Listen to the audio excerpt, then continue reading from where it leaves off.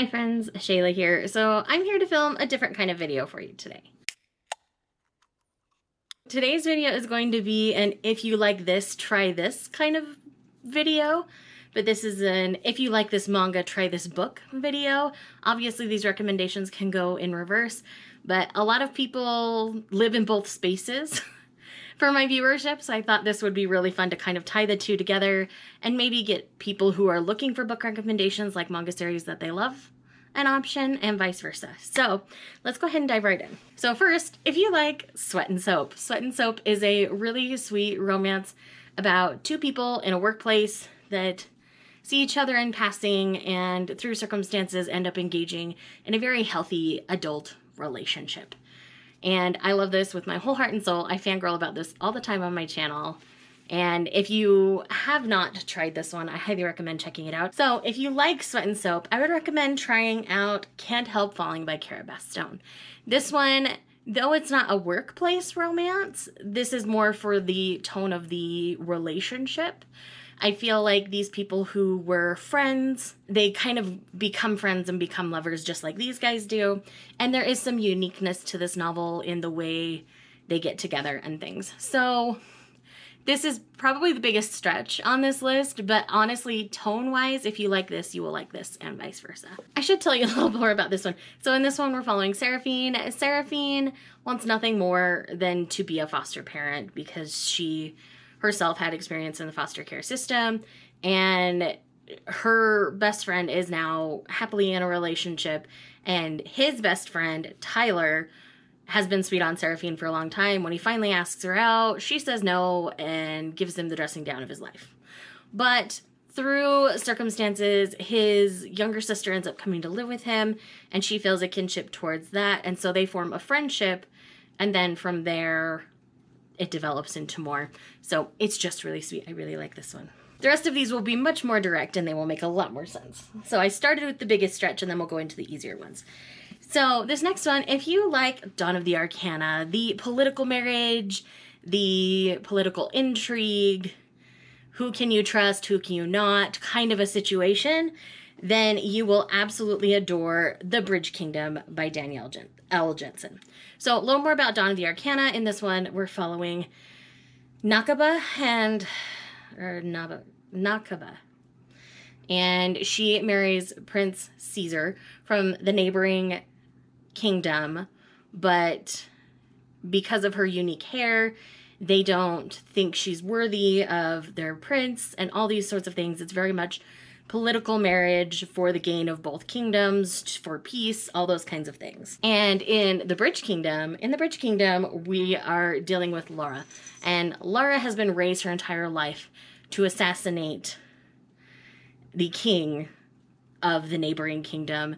They have control of the bridge, and the bridge is basically how all of the goods are transported throughout the kingdoms and how they're all connected.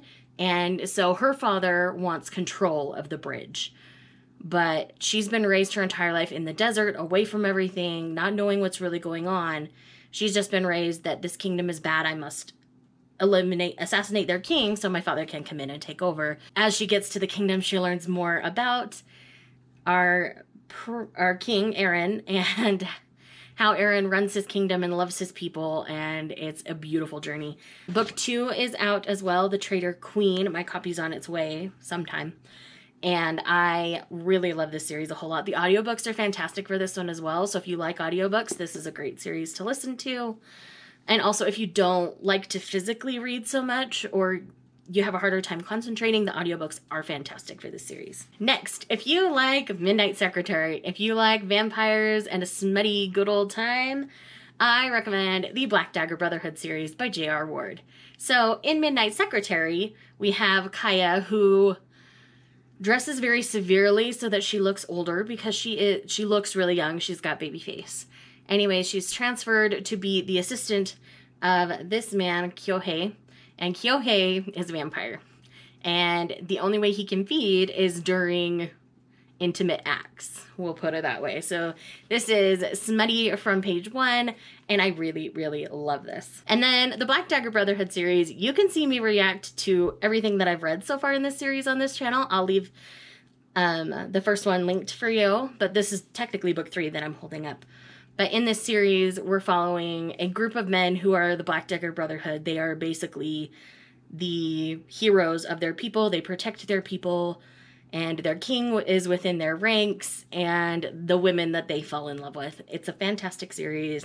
We love to see it, and it's good and smutty. Next, if you like Yona of the Dawn, you love a political fantasy with some romance, some adventure, some road tripping, then you will love Phoenix Unbound by Grace Draven. So in Yona of the Dawn, Yona is a princess. On her 16th birthday, her father is assassinated by her cousin, who she happens to be in love with. She escapes with the captain of the guard, Hawk, and is on the run. This is about Yona's adventures, getting to know her kingdom better and doing her best for her kingdom, and realizing that her father wasn't a perfect man, and though he wanted what was best for his kingdom, it may not have actually been best.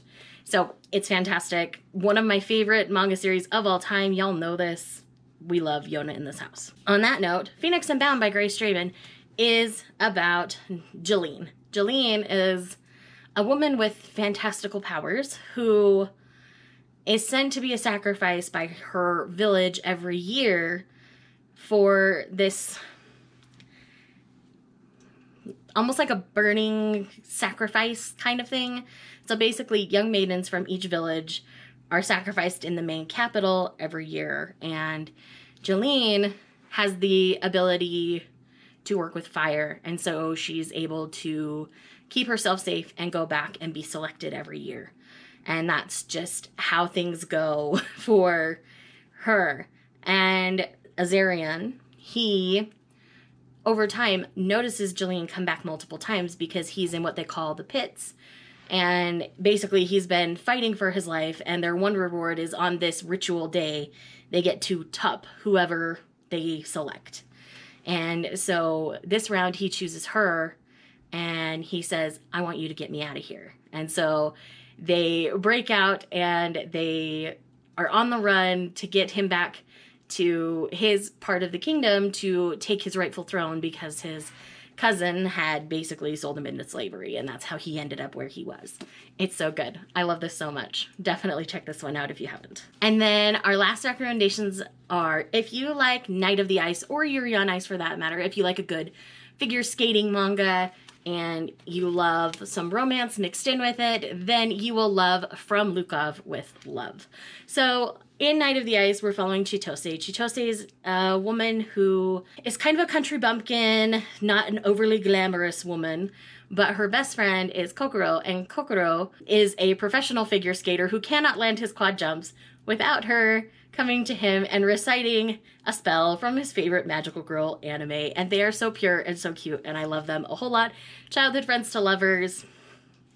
Yes, we love to see it, and this is a great little rom-com. We love it. In From Lukov with Love, we're dealing with a little bit more of the dramatics, and in this, we're following Jasmine.